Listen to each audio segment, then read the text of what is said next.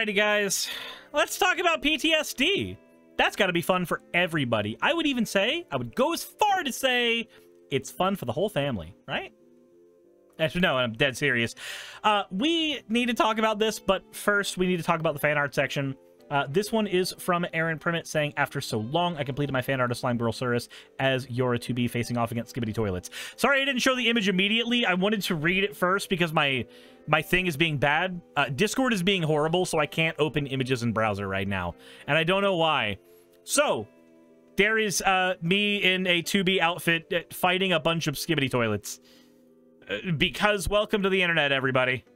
You know, I know it wasn't showing it yet, Serenity. That was because I'm trying to read it too. God, I miss being able to open this up in 2 tabs and just do my job easy, but nope, it's all taken away from me. Anyways, let us talk about PTSD, what it is, why it matters, and the fact that it doesn't exist. That's right, everybody. Some random-ass pastor has the right of it, apparently. Apparently, it doesn't exist at all. This comes as a post from a Benjamin Shetler. No idea who this person is. They say that they are a president for the Center for Truth and Love. And then they have the Biblical Worldview show, former faith outreach advisor to Ben Carlson. Or Ben Carson. Oh. Okay. Let's go ahead and see where this opinion's coming from. PTSD doesn't exist. My neurologist doesn't believe in PTSD. Well, then you don't have a neurologist, you have a quack. My neurologist doesn't believe in PTSD, and about 90% of her patients are war vets. PTSD, ADHD are categories matched to dangerous drugs. What? My barber is almost 30 and has been on ADHD medication most of her life. Okay, so they're fine then, right? In the case of the war vets, many are struggling from post-concussion syndrome that were undiagnosed after trauma from a bomb. They have brain injuries. Yeah, that can happen. JMAC is part of a movement recognizing these bogus categories are ways for big pharma to perpetuate suffering for profit.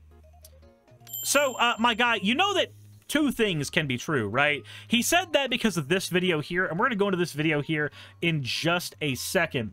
But I want to first show you guys something real quick. So, let's go ahead and go to CBS News for a second. Is it in here? No, it's not in here. Why is it not in here? That's wonderful. That's agitating. Okay. Then I guess we're not looking at CBS. Screw you. Let's go to Yale News.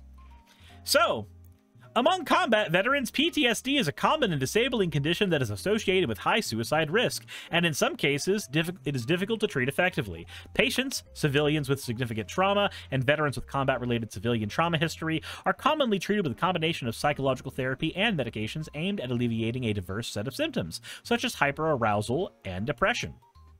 So, what I wanted to show you is that when we are doing brain imaging, somebody who has no PTSD actually has a brain that looks different than people who have PTSD. This is a result of what's called neuroplasticity, a thing that the human brain can do, which is super fascinating and also kind of scary at the same time. So, neuroplasticity. When somebody experiences trauma, their brain is basically rewiring itself to cope with the trauma. This can lead to 2 things. 1, this can help the brain heal itself from trauma, or it can also cause somebody's brain to warp in such a way that it starts associating things that are completely unrelated with the traumatic event. The reason we used to call PTSD shell shock in veterans is actually because the way it manifested the most was like if a car backfired, we would notice the panic effect happen. We would notice what we now know as a PTSD effect happen in that soldier. And it's because the car backfiring would sound like a gunshot, or it would sound like a bomb dropping. It would sound like an attack was imminent. And whereas a normal brain has, you know, type 1, type 2 responses. Type 1 is that emotional response. Type 2 is that logical response. Because of self-defense reasons, the brain basically turned off the type 2 response. It just went, oh, I hear the sound that sounds like a gun. That means a gun is nearby. The type 2 response of, I'm in the middle of a city and nobody around me is panicking, therefore this is probably just a car backfiring, that longer response ceased happening. And the reason it did that is the brain's defense mechanism was to go, oh, no, everything looks like the threat. Run away from the threat. That's how neuroplasticity works. It is the brain rewiring itself. We can use this actually to help people who have PTSD. We have something called eye movement desensitization and reprocessing, EMDR. That kind of therapy has shown a little bit of benefit for people with PTSD. It's a way of rewiring the brain to stop associating things that are not actually threats with, you know, the threatening event that happened. We also know it's not just veterans, because people who experience what used to be called shell shock and is now PTSD are not just people who went into war. They are people who are like sexual assault victims. They are people who have had a family member die near them or die at a very, very young age.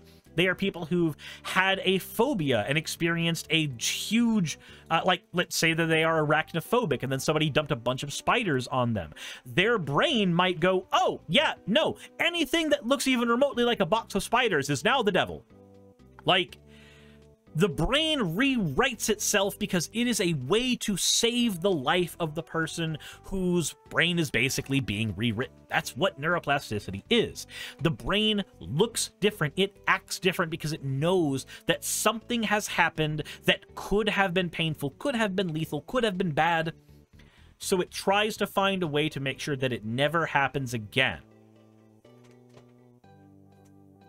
So, why does this matter in result of this conversation? When somebody says PTSD doesn't exist, I have to call bullshit on that, because we see it via brain imaging scans on a multitude of victims of various circumstance. But let's go ahead and hear what one uninformed, ignorant pastor has to say about it. And yes, I am poisoning that well very confidently now. There's no such thing as PTSD. There's no such thing as OCD. There's no such thing as ADHD. All right, so let's just again, ADHD brain scan. Let's take a look at this real quick. Let's see if he's fucking wrong again. Images. Can a brain scan help diagnose ADHD? Let's do a little bit of research here. ADHD is a neurodevelopment disorder that forms in childhood and causes a persistent pattern of inattention or impulsivity that interferes with your life. Although it can be worse in kids than in adults, it does not go away over time. Common symptoms include constant fidgeting. We call this stimming now. Daydreaming. Disorganization. Finding it hard to sit still. Hyperactivity. Impulsive actions. Inability to delay gratification, lack of focus, procrastination, risk-taking. Oh, that's why people say I have ADHD. I think I checked every one of those boxes. Oh. Well, that's weird. Anywho, this is from the American Health Imaging Organization, because it turns out that a brain scan can actually help identify ADHD. Do you know why a brain scan can help identify ADHD? Do you know why it can? It's very simple. Because the brain is neuroplastic, and it will change during development. Suris learns that chat diagnosed him correctly. We'll just chuck that realization away for later. Look, until I get a diagnosis, I will not say that I have it, and as I do not have the money to go get a diagnosis, I will probably never have it. Because that's how that works. Yeah.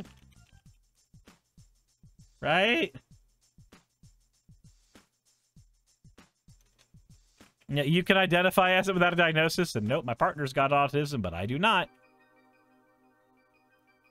Renita, as somebody who has hung out with you quite a bit, there is a little neurospicy going on there. Just a smidge. Just a smidge little. A somewhat. Just a little bit. Said U.S. healthcare at its finest. Said I do, however, have primarily inattentive ADHD. Like I said, there's at least something going on there.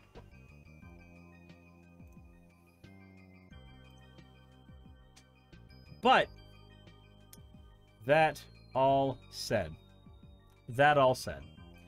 Now that we've done a little bit of that that research, just a small bit to look at some of the ways in which ADHD can manifest and see that we actually do use brain scanning to figure some of this out, because it does show on brain scans. Okay. Those are noble lies. Those are novel lies. What is a novel lie? In a novel lie? What is it? I've never heard the word novel. Let me see here. Novel lie.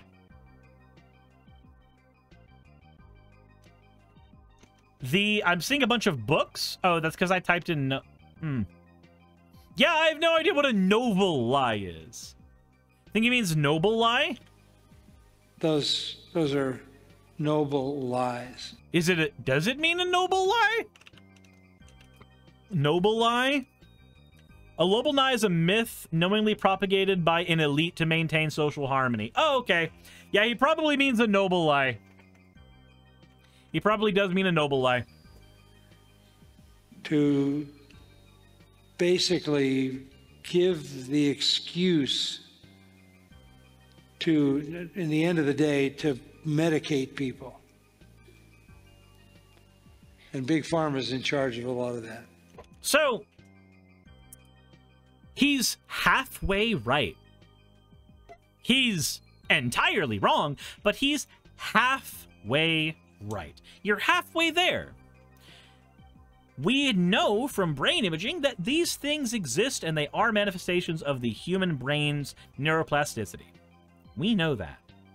However, that does not necessarily mean that all of the medications prescribed are good for us. That does not necessarily mean that Big Pharma, which I'm perfectly fine using that term, that doesn't mean that Big Pharma is not an evil giant corporation that peddles in the ability to keep people sick instead of making them better, because it is more cost-effective to treat sick people for longer than it is to cure them.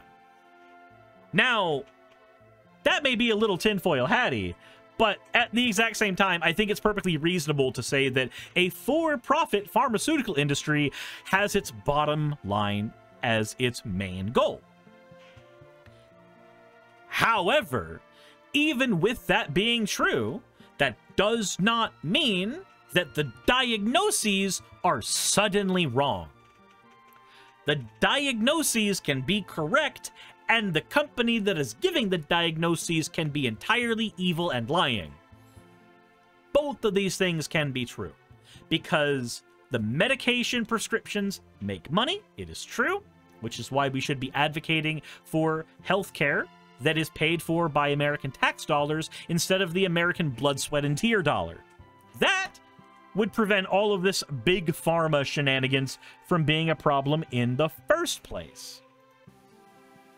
If you understand, take PTSD for example. What that really is grief. You are fighting a war, you lost your buddies, you have a certain amount of survival guilt because you made it back, they didn't. Okay, so PTSD can have guilt associated with it, but it's not just grief. It is literally the brain's self-defense mechanism of rewiring itself in such a way that it thinks will further the person's survival, even if it may come at the cost of their quality of life. How do you deal with grief? Grief is a real thing, but grief is part of life. And if you can't navigate grief, you can't live life. But if you clinically define that, you can give them a pill, a series of medications. You can also give them therapy.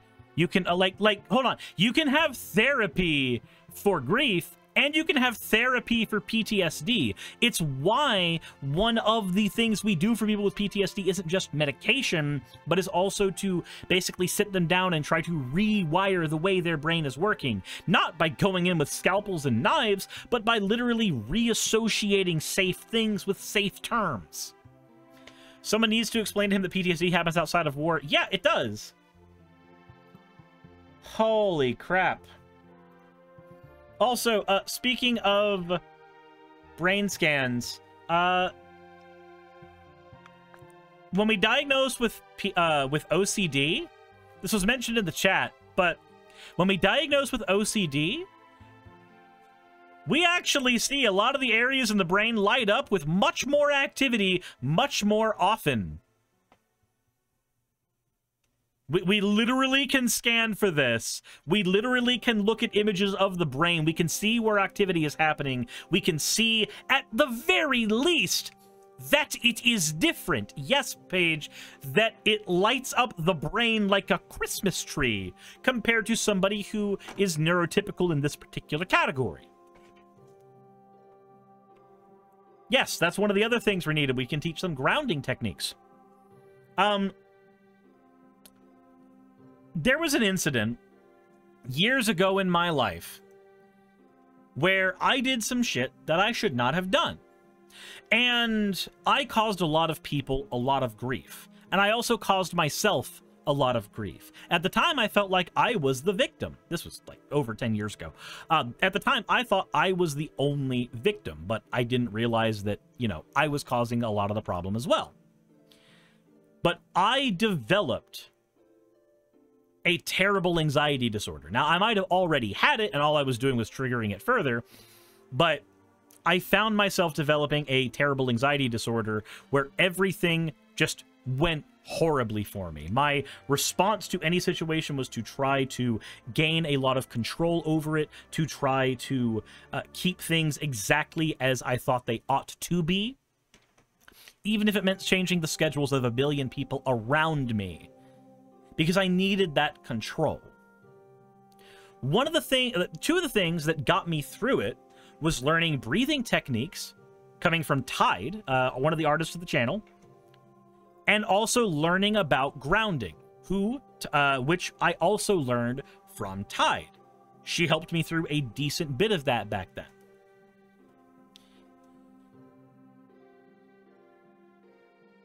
There are other options that people can take that are not just medicating. I also did go on Klonopin. I went on Klonopin, and I found that my brain response to Klonopin is not the greatest in the entire world. So now I try to operate without being medicated outside of, like, pain medication and cold medication. I try to operate that way because I don't like my body's response to that type of stuff. Memory serves, the Klono made me fucking hallucinate before I had to go to work at 10 p.m., where the hallucinations only happened in the dark, and I had to drive at night, meaning I couldn't drive. I basically lost an entire career due to my own depression and anxiety as a result of all that. I had full healthcare benefits and everything, and that all kind of went away. I'm upset that that happened, but, you know, I'm here on YouTube now, so at least something came out of it. I don't want to say something good, but something came out of it. So, that situation, if I ever wanted to be the person that said that this mental disorder doesn't exist, that situation would have basically proved to me that no, these things do exist. They are experienced by people, and it's not just grief. It is a recurring thing that does not get out of your brain. Grief passes. Grief can fade. PTSD, however, your brain has physically changed.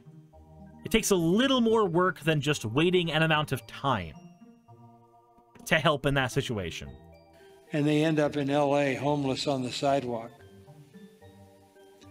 This is in regard to children, it's the Also, I want to know, if somebody is diagnosed as having PTSD or OCD, how does that lead to them being homeless on the sidewalk?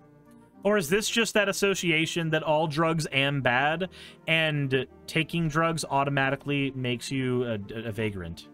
Where's that coming from? Anubian says, don't forget c-ptsd. Anubian, I don't want to forget c-ptsd, but I've already brought up PTSD, and I don't want to complicate the conversation by adding something much more complex. It's the PTSD. It's complex PTSD. I'm sorry. I'll see myself out. I'll see myself out now. I'm so sorry.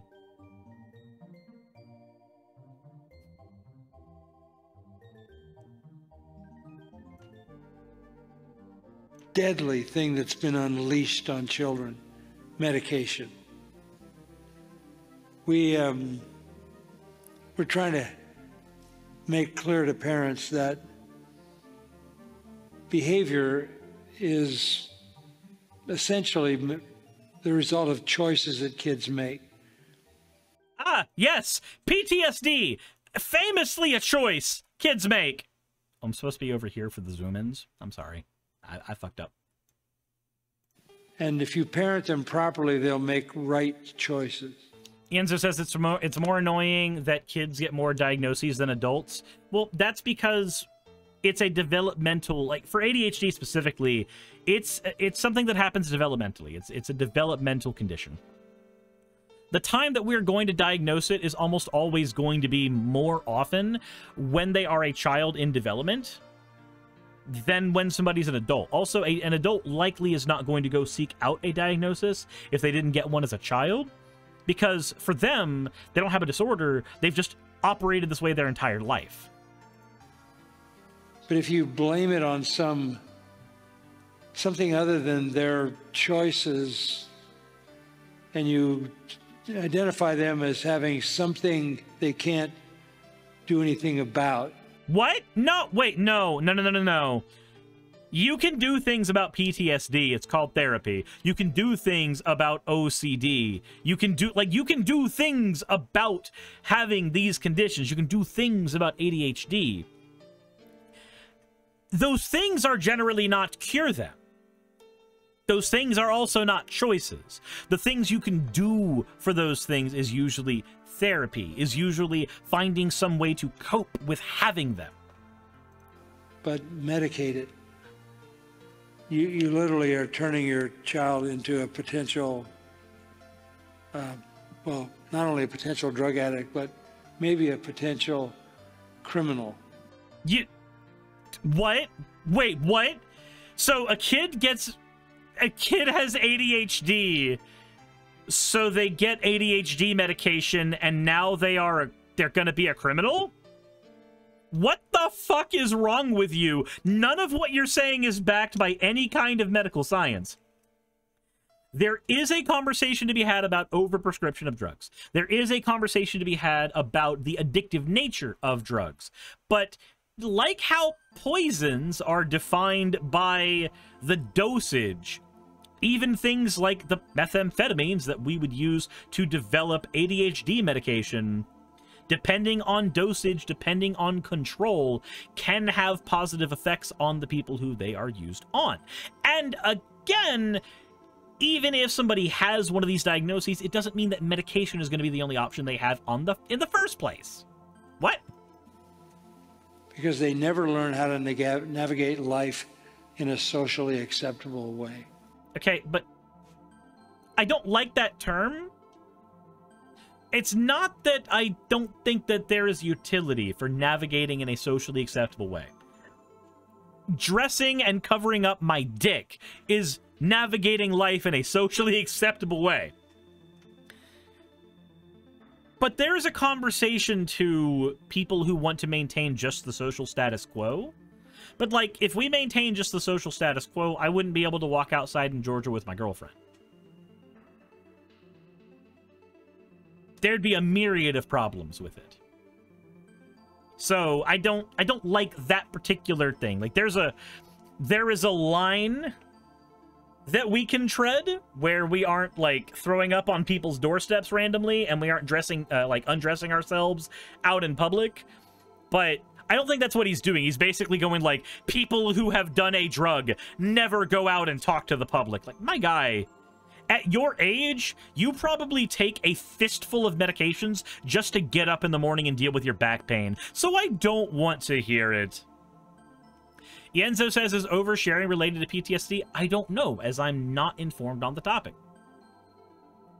I am informed enough to make a video criticizing that somebody else is less informed than I am.